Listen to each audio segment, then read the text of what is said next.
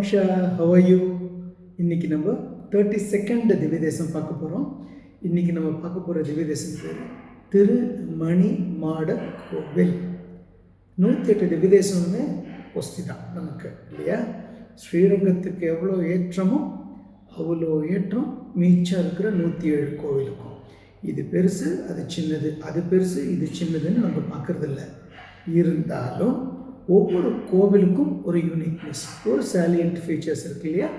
அந்த மாதிரி பார்க்கும்பொழுது இந்த திவ்ய தேசம் இது நாகூர் திவ்ய தேசத்தில் பிரதானமான திவ்ய தேசம். இந்த திவ்ய தேசத்துக்கு ஒரு ஸ்பெஷல் என்ன அப்படின்னு பார்த்தா, நாகூரில் இருக்கிற 11 திவ்ய தேசத்தில் இது பிரதானமான திவ்ய தேசம். This is first. ஏன் அப்படி சொல்கிறேன் அப்படின்னா, நாகூர் இஸ் ஃபேமஸ் ஃபார் 11 திவ்ய தேசம். நாகூர் இஸ் ஃபேமஸ் ஃபார் 11 கருட சேவை. அந்த 11 கருட சேவையும் இந்த கோவிலேருந்து தான் கிளம்பும். அதனால் இந்த கோவிலுக்கு எக்ஸ்ட்ரா ஒரு ஏற்றம். இருந்தாலும் எல்லா கோவிலுமே 11 கோவிலுமே 108 கோவிலுமே ரொம்ப வசதி தான் நம்மளுக்கு. சரியா? இன்றைக்கி நம்ம பார்க்க போகிற கோவில் பேர் ஆல்ரெடி உங்கள்கிட்ட சொல்லிட்டேன், திருமணி மாடக்கோவில். மாடக்கோவில்னால் உனக்கு தெரியும், அப்படி தரையிலேயே இல்லாமல் ஒரு மாடி மாதிரி போய் ஒரு ஸ்டெப்ஸ் இருந்து அதுக்கு மேலே இருக்கிறது தான் மாடக்கோவில் அப்படின்னு சொல்கிறோம். யூஸ்வலாக சைவத்தில் கோச்சங்க சோழன் அப்படின்னு ஒருத்தர் நிறைய கோவில், மோர் தென் 70 டெம்பிள்ஸ் அவுட் ஆஃப் 276 டெம்பிள்ஸில் அவர் கட்டின மாடக்கோவில் இருக்குது. அதே மாதிரி நம்ம வைஷ்ணவத்துலேயும் நிறைய மாடக்கோவில்கள் இருக்குது. அதில் இது ஒரு மாடக்கோவில். இதுக்கு முன்னாடி நம்ம பார்த்த மாடக்கோவில் என்னென்னா நாச்சியார் கோவில். நாச்சியார் கோவில் இஸ் ஆல்சோ ஏ மாடக்கோவில். நாகூர்லேருந்து ஜஸ்ட் 12வது திவ்ய தேசம்னு கூட சொல்லலாம். திருத்தலச்சங்காடு, தலைச்சங்க நான்மதியம்னு பேர், அதுவும் ஒரு மாடக்கோவில் தான். ஃபைன். மாடக்கோவில்னா என்னென்னு ஒரு மாதிரி டெக்னிக்கலி நம்ம புரிஞ்சுட்டோம். கிரவுண்ட் லெவல்லே எல்லாமே ஒரு 10-15 படி ஏறி அதுக்கப்புறம் போய் சேவிக்கிறது பேர் மாடக்கோவில். அது நேரம் நம்ம போகிறச்சு ஜம்முன்னு உனக்கு புரியும். இந்த கோவில் எங்கே இருக்குது அப்படின்னா, திருநாங்கூர்லேயே ஒரு மேப்பை போட்டு நடுவில் ஒரு புள்ளி வச்சா எதுவோ அதுதான் மாடக்கோவில். நடுவில் இருக்கிற கோவில், பிரதானமான கோவில் மணி மாடக்கோவில், திருமணி மாடக்கோவில். இந்த Divya Desam just 9 to 10 kilometres from Sirkazhi. Manimada கோவிலில் இருக்கிற பெருமாள் பேர் நந்தா விளக்கு பெருமாள். ஏன் இவருக்கு இந்த பேர் அப்படின்னா, இந்த கோவிலில் வருஷத்தில் 365 நாளும் சூரியன் கார்த்தால கிழக்கு நோக்கின பெருமாள் இல்லையா, சூரியன் கார்த்தால இவர் மேலே படுவார். இவர் மேலே பட்டு அந்த சன்னதியே பளீர்னு இருக்கும். நந்தா அப்படின்னா அணையாத அப்படின்னு ஒரு அர்த்தம் இருக்குது. விளக்கு, சூரியன் இன்னைக்கும் அணைஞ்சிருக்கா, அணையில இல்லையா? சூரியன் பூஜிக்கிறதுனாலையும் இந்த பெருமாளுக்கு அந்த பேர் இருக்குது. நந்தா விளக்கு பெருமாள் அப்படின்னு ஒரு பேர். அணையா விளக்கு கொண்ட பெருமாள் நந்தா விளக்கு பெருமாள்னு ஒரு நேம். இது இல்லாமல் இவருக்கு நிறைய பேராக இருக்குது. என்னென்னு பார்த்தா, நாராயண பெருமாள் அப்படின்னா தான் இங்கே எல்லாருக்குமே தெரியும். நாராயண பெருமாள் கோயில் போயிட்டு வரேன் அப்படின்னு தான் எல்லாருமே சொல்லுவாள். ஒன்று. அடுத்தது, இந்த பெருமாளுக்கு சாஸ்வத தீப நாராயணன் அப்படின்னு ஒரு பேரும் இருக்குது. சாஸ்வத தீப நாராயணன். இது ரொம்ப சிம்பிள். இந்த பேர் ஞாபகம் வச்சுக்கிறது எப்படின்னா, நந்தா அப்படின்னா அழிவற்றது, சாஸ்வதம் அப்படின்னா என்னைக்கும் அதுதான் நிச்சயம், சத்தியம். அதனால இந்த பெருமாள் ஹீ பெர்சானிஃபைஸ் ட்ரூத், பெர்மனன்ஸ். அப்படி ஒரு பெருமாள் இவர். நந்தா விளக்கு பெருமாள் மூலவர். இவர் தாமரப்பூ மேலே காலை வச்சுட்டு வீற்றிருந்த திருக்கோலமாக இருக்கார். உட்காந்துட்டு இருப்பார். உமாச்சி நின்றான், இருந்தான், கிடந்தான், நடந்தான், கூத்தாடினான்லாம் உனக்கு தெரியும். இந்த பெருமாள் உட்காந்துட்டு இருப்பார். பக்கத்தில் ஸ்ரீதேவி பூதேவி ஜம்முன்னு இருப்பாள். இந்த பெருமாள் தைலக்காப்பு திருமேனி. இந்த மூலவருக்கு அபிஷேகம் கிடையாது, தட் இஸ் திருமஞ்சனம் கிடையாது. அதுக்கு பதிலாக இந்த பெருமாளுக்கு தைலக்காப்பு தான். உற்சவர், இந்த கோவிலுக்கு 2 உற்சவர் இருக்கார். ஒரு உற்சவர் நின்றுட்டு இருப்பார், ஒரு உற்சவர் உட்காந்துட்டு இருப்பார். நின்றுட்டு இருக்கிற உற்சவர் பேர் நர நாராயணன் அப்படின்னு பேர். உட்காந்துட்டு இருக்கிற உற்சவர் ஒருத்தர் இருக்கார், அவர் பேர் அளத்தற்கரியான் அப்படின்னு அர்த்தம்னா அளக்கிறது அப்படின்னா மெஷரிங், அறியான்னா டிஃபிகல்ட். இவரோட கிரேஸ் நமக்கு கொடுக்குறாரு இல்லையா, அது எவ்வளோ கொடுக்குறாருன்னு நம்மளால மெஷரே பண்ண முடியாதான். அப்படி ஒரு பேர் இவருக்கு, அளத்தற்கரியான். இந்த பேரை வச்சே பெரிய திருமொழியில் திருமங்கையாழ்வார் வந்து ஒரு ஜம்முன்னு ஒரு பாசுரம் எழுதியிருக்கார். அதையும் நம்ம பார்க்க போகிறோம். அளத்தற்கரியான் 2 பெருமாள், 2 உற்சவர், 2 பேர் சொல்லிட்டேன். ஒரு உற்சவர் பேர் நரநாராயணன், இன்னொரு உற்சவர் பேர் அளத்தற்கரியான். இந்த பேரில் ஞாபகத்தில் வச்சுக்கணும். ஞாபகத்தில் வச்சுக்கிறதுக்கு ஒரு ஷார்ட்கட் இருக்குது, அதுவும் நான் உங்களுக்கு சொல்லித்தரேன். அளத்தற்கரியான். சரி, தாயார். தாயார் பேர் புண்டரீகவல்லி. மூலவர் பேரும் அதான், உற்சவர் பேரும் அதான். தாயார் பேர் புண்டரீகவல்லி. தனிக்கோயில் நாச்சியார் சுவாமியோட ரைட் ஹேண்ட் சைடில் தனியாக ஒரு கோவில் தாயாருக்கு. பிரமாதமாக இருப்பாள், அழகாக இருப்பாள். இந்த ஃபோட்டோவில் இருக்கப்ப இந்த தாயார் தான் புண்டரீகவல்லி. இதில் இன்னொரு பியூட்டி என்னென்னா, புண்டரீகவல்லி தாயாருக்கு சேர்த்து திருமங்கையாழ்வார் வந்து பாசுரம் பெரிய திருமொழியில் பாடும் பொழுது எப்போதுமே பாசுரம்னா பெருமாளுக்கு மட்டும்தான் இல்லையா. There are few Divya Desams like Sirkazhi, நம்ம காஞ்சிபுரம், நம்ம ஸ்ரீரங்கம், அதே மாதிரி இந்த நந்தாவிளக்கு பெருமாள், தட் இஸ் மணிமாட கோவில். இந்த கோவிலெல்லாம் பெருமாளையும் தாயாரையும் சேர்த்து சேர்த்து பாடியிருக்கார் நம்ம திருமங்கையாழ்வார். அப்படி என்ன பாட்டு பாடியிருக்கார் அப்படின்னு பார்த்தீங்கன்னா, கொங்கு ஆர் இலை புண்டரீகத்தவள்.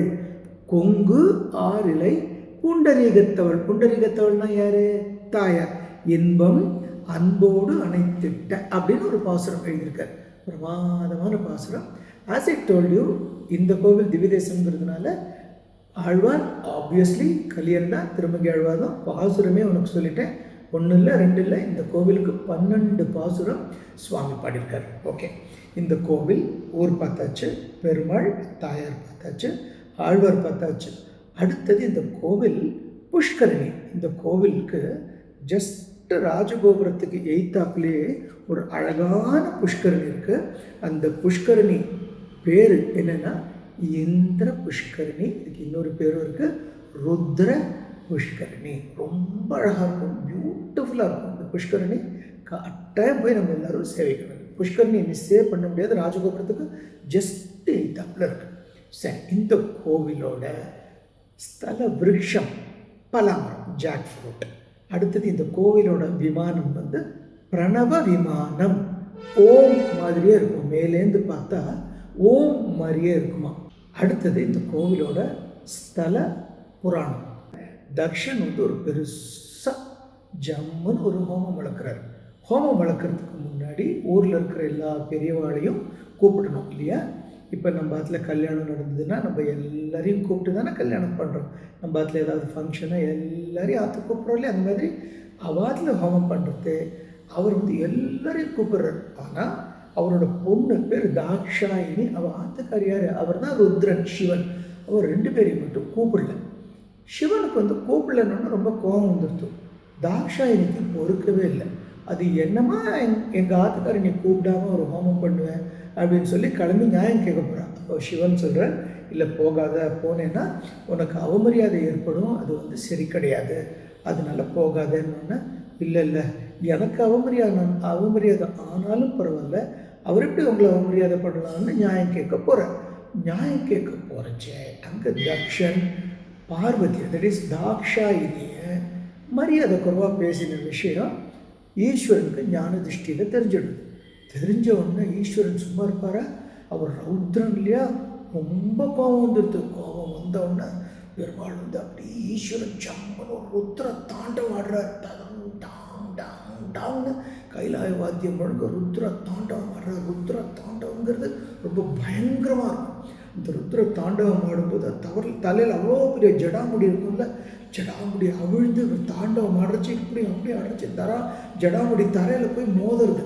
அந்த மாதிரி மோதும் பொழுது மோதுற இடத்துல ஒரு சிவலிங்கம் வரும், மோதுற இடத்துல ஒரு ருத்ரன் வரும். அந்த மாதிரி 11 இடத்துல மோதுறது, 11 ருத்ரன் வந்துடுறது. 11 ருத்ராம்சமும் இந்த ஈஸ்வரனோடு சேர்ந்து டான்ஸ் ஆடுறான். டான்ஸ் ஆடினோன்னு ஈரேழு லோகத்தில் எல்லாரும் பயந்து போடுறா. இந்த ருத்ரன் இவ்வளோ கோபமாக இருக்காரு, இவ்வளோ கோபம் ஆகாதே, இவருக்கு சாந்தப்படுத்தணுமே அப்படின்னோடனே நேராக பெருமாள்கிட்ட போகிறார். பெருமாள்கிட்ட வந்து எல்லா இந்திராதி தேவர்கள்லாம் போய் ரிக்வெஸ்ட் பண்ணுறார். பெருமாள் எல்லாரோட ரிக்வெஸ்ட்டுக்கும் செவி சாய்க்கிறவர் தானே, நம்ம கேட்டாலே கொடுப்பார், இந்திரன் கேட்டாலும் கொடுப்பார். நேராக போகிறார், ருத்ரனுக்கு முன்னாடி போய் நிற்கிறார். ருத்ரன் சுவாமியை பார்த்தோன்னே சாந்தமாயிடுறார். சாந்தமானோன்னு 11 ருத்ரர்களும் கூட இருக்கா.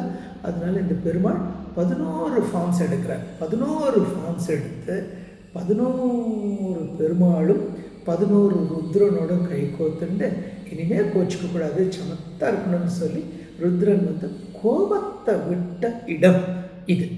நாங்கூரில் 11 சிவன் கோவில் இருக்குது. இந்த திருமணிமாட கோவிலுக்கு சார்ந்த திருமணிமாட கோவிலுக்கு எய்தாப்பில் இருக்கிற சிவன் கோவில் பேர் Mathangeeswarar. I repeat, Mathangeeswarar. Such a lovely temple. அவசியம் இந்த பெருமாளை போய் சேவிக்கணும். ஒன்று. அடுத்தது பத்ரிகாசிரமம். பத்ரிகாசிரமம்னு நம்மளுக்கு ஒரு இது விதேசம் இருக்குது. வடக்கு நார்த்தில் பதரின்னா இழந்த பழம் மரத்து கீழே தபஸ் பண்ணதுனால அவருக்கு பத்ரிநாதன், பத்ரிநாத் அப்படின்னு ஒரு பேர் உண்டு. அவர் வந்து வேதத்தோட பொருளை தேவர்களுக்கெல்லாம் சொல்லி கொடுத்தார். அப்படி சொல்லி கொடுத்து ஜம்முன்னு தேவர்கள்லாம் இன்ட்ரெஸ்டடாக மகிழ்ச்சியாக வேதங்கள்லாம் சொல்லிட்டு இருக்கும்போது ஒரு செட் ஆஃப் பீப்புள் அவள் வந்து சுவாமி அன்றைக்கி சொல்லி கொடுக்குறச்சே அவளால் அன்றைக்கி அங்கே போக முடியல. Going to some different reason. அவள் எல்லாருமே ஒன்றா சேர்ந்து இந்த பெருமாள்கிட்ட வந்து நேர மணிமாட கோவிலுக்கு வந்து இந்த மாதிரி அன்றைக்கி சொல்லி கொடுத்தேலே சுவாமி, எங்களுக்கும் சொல்லி கொடுக்கக்கூடாதா அப்படின்னோடனே இந்த பெருமாள் வைகுண்டத்தில் இருக்கிற இந்த பெருமாள் எல்லாருக்கும் விட்டு பண்ணுவா. எல்லாருக்கும் வேதத்தோட பொருள், வேதத்தோட சாராம்சத்தை சொல்லி கொடுத்ததுனால இவருக்கு பத்ரிநாராயணன் அப்படின்னு ஒரு பேர் இருக்கு. சரி, இப்போ இன்னொரு இன்ட்ரெஸ்டிங் விஷயம் சொல்ல போகிறேன். திருநாங்கூரில் மட்டும் ஏன் 11 கருட சேவை விசேஷம் அப்படின்னு பார்த்தா 11 பெருமாள் இருக்கார். Very good.